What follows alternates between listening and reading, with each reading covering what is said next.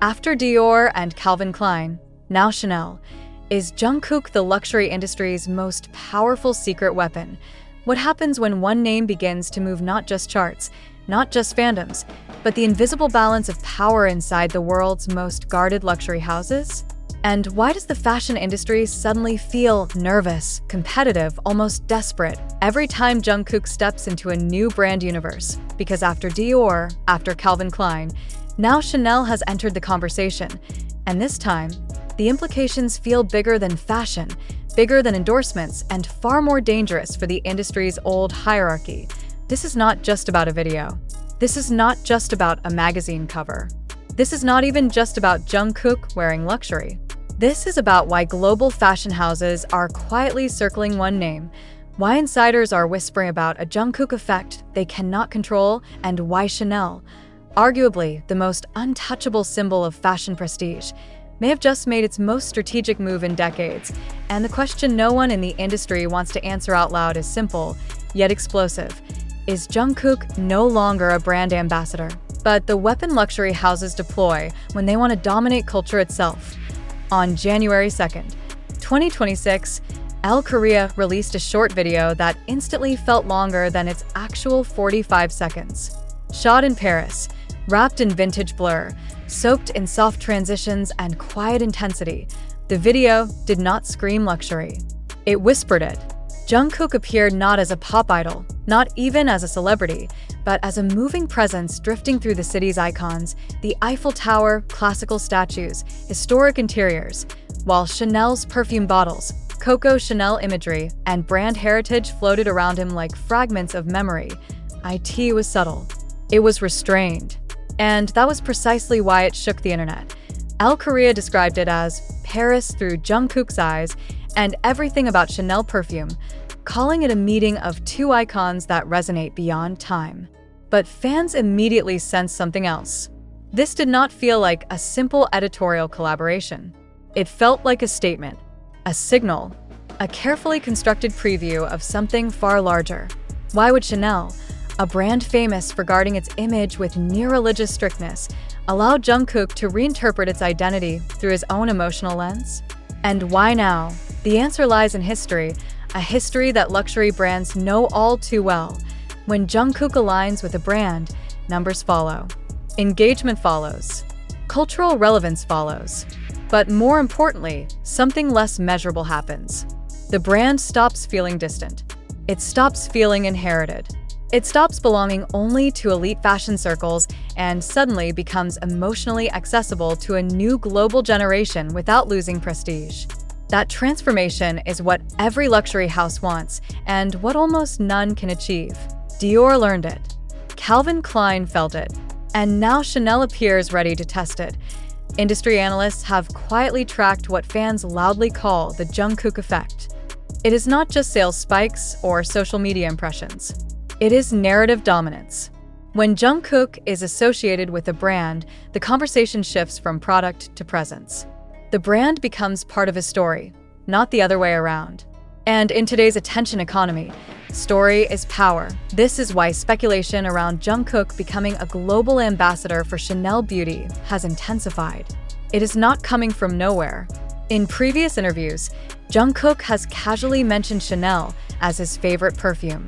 Casual, yes, but nothing about Jungkook's public image is accidental. Fans understand this. Brands understand this even more. The Elle Korea January 2026 issue, featuring Jungkook as cover star across 9 different versions photographed in Paris, only added fuel to the fire. 9 covers are not excessive by chance. They are a declaration of importance. They say, this figure cannot be captured in one frame, one angle, one interpretation. Social media reacted instantly and emotionally. On X, formerly Twitter, a single fan post from @rapper surpassed thousands of likes and tens of thousands of views within hours. Comments did not analyze fashion. They expressed vulnerability. Why am I suddenly shy? One fan wrote. He's so beautiful it makes me want to cry, another confessed.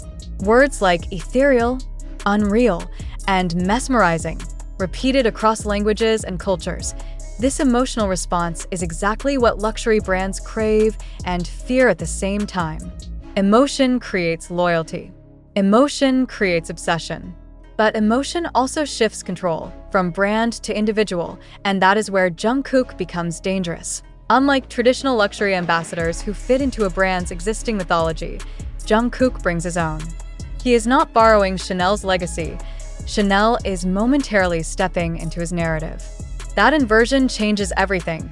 As a solo artist, Jungkook has already proven his ability to dominate global charts with songs like 7 and Standing Next to You. As a member of BTS, he belongs to a group that reshaped the global music industry without playing by its rules. This dual identity, individual power combined with collective legacy, makes him uniquely untouchable. Luxury houses know this. They also know that the old model is failing. Traditional fashion influence relied on exclusivity, distance, and aspiration. Jungkook represents intimacy, relatability, and emotional storytelling without sacrificing excellence. He feels human, yet unreachable, vulnerable, yet iconic. That balance is rare. And once the public experiences it, there is no going back. When whispers suggest that Chanel is the most prestigious move yet in Jungkook's fashion journey, they are not exaggerating. Chanel is not just another luxury house. It is a symbol of cultural authority. If Dior represents elegance and Calvin Klein represents modern sensuality, Chanel represents legacy itself. For Jungkook to enter that space, even indirectly, signals his arrival at the very top of the global influencer hierarchy, and the industry is watching closely. Because if Chanel confirms a deeper relationship, it will not just validate Jungkook's fashion power. It will force other brands to respond, compete, recalculate. In luxury, silence often speaks louder than announcements, and right now, the silence from rival fashion houses feels unusually tense. Are they waiting? Or are they afraid to move first? What is certain is that this is no longer about clothes, perfume, or magazine covers. This is about who controls culture in an era where attention is the most valuable currency. And Jungkook, quietly, effortlessly, appears to control it without ever raising his voice. The real question remains unanswered, hanging in the Paris air like Chanel No. 5 itself. After Dior, after Calvin Klein, now Chanel. How far can Jungkook go before the luxury world has to admit that he is no longer part of their system, but the force rewriting it? And perhaps the most unsettling question of all is this: if this is only the beginning, what happens next? If Part 1 exposed the surface tension shaking the luxury industry, Part 2 takes us deeper, into the quiet rooms where decisions are made, where fashion is no longer about beauty alone, and where Jungkook's name is spoken not as a celebrity, but as leverage. Because behind the soft-focused Paris visuals and poetic descriptions, something far more calculated is unfolding. Inside the luxury industry, timing is never accidental. Chanel's appearance in Jungkook's orbit did not happen in a vacuum, and insiders understand this better than anyone.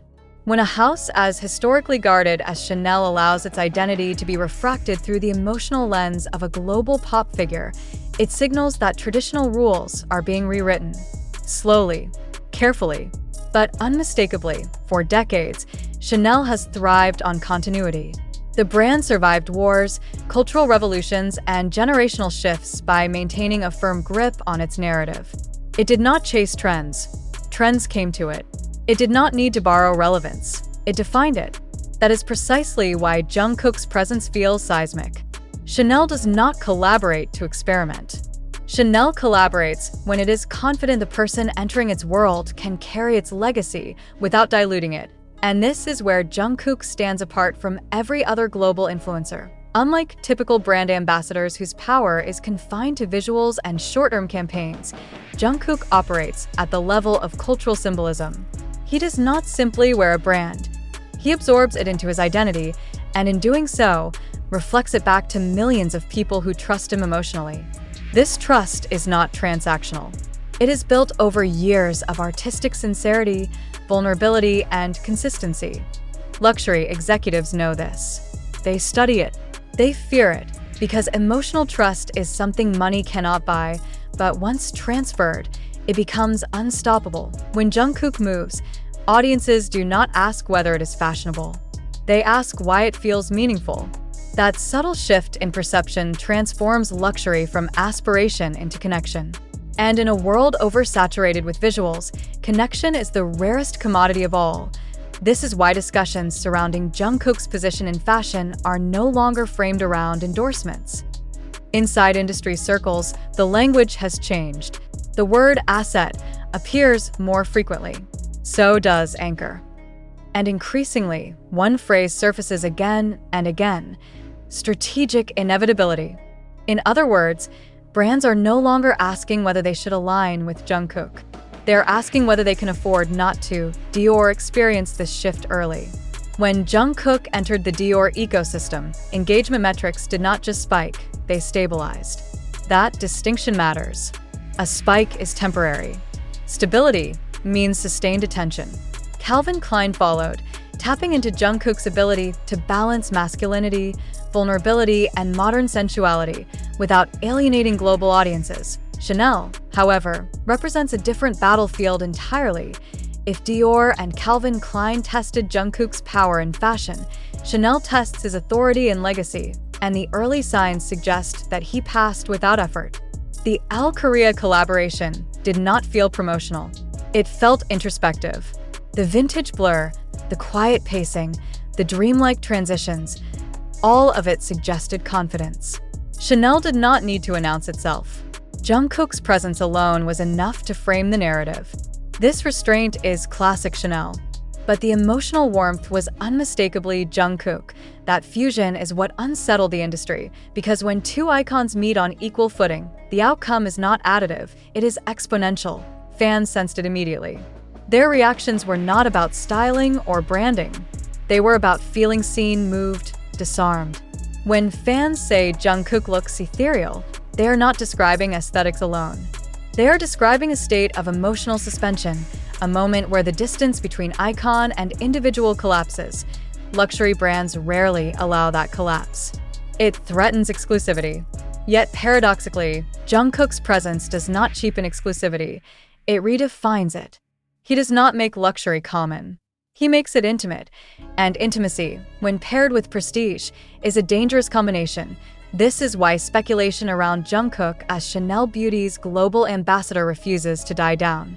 The clues are subtle but consistent. His personal affinity for Chanel fragrance, the narrative framing of the L Korea video, the absence of overt branding, the emphasis on mood rather than product. These are not random choices. They are signals meant for those who know how to read them, and the silence from Chanel? That is perhaps the loudest signal of all. In luxury, denial comes quickly. Silence means negotiation. Meanwhile, rival fashion houses are watching. Quietly, carefully. Because Jungkook's alignment with Chanel would redraw the invisible hierarchy of influence overnight. It would place him not just at the top, but beyond comparison. There is also a generational dimension that cannot be ignored. Luxury has struggled to maintain relevance among younger consumers without sacrificing identity. Jungkook solves this problem effortlessly. He is respected by Gen Z, admired by millennials, and increasingly acknowledged by older demographics who recognize authenticity when they see it. He bridges generations without forcing relatability. This is rare, and it is priceless. The result is an industry-wide recalibration. Campaigns are being redesigned. Casting strategies are being reevaluated. The old formula of celebrity endorsement followed by short-term buzz is quietly being abandoned. In its place emerges a new model, one centered on emotional longevity, and at the center of that model stands Jungkook. What makes this moment even more compelling is that Jungkook does not appear to chase fashion dominance. He does not announce intentions. He does not oversaturate appearances. He moves selectively, thoughtfully, almost cautiously. This restraint enhances his power. Every appearance feels earned, not manufactured. Luxury brands understand scarcity better than anyone. And Jungkook embodies it naturally. So when the question arises, why Chanel? Why now? The answer becomes increasingly clear. Chanel is not reacting to Jungkook's popularity. It is anticipating his permanence, and Permanence is the ultimate luxury. As fans wait for confirmation, the larger story continues to unfold in real time. Every frame, every silence, every carefully chosen word becomes part of a narrative far bigger than a single collaboration, because this is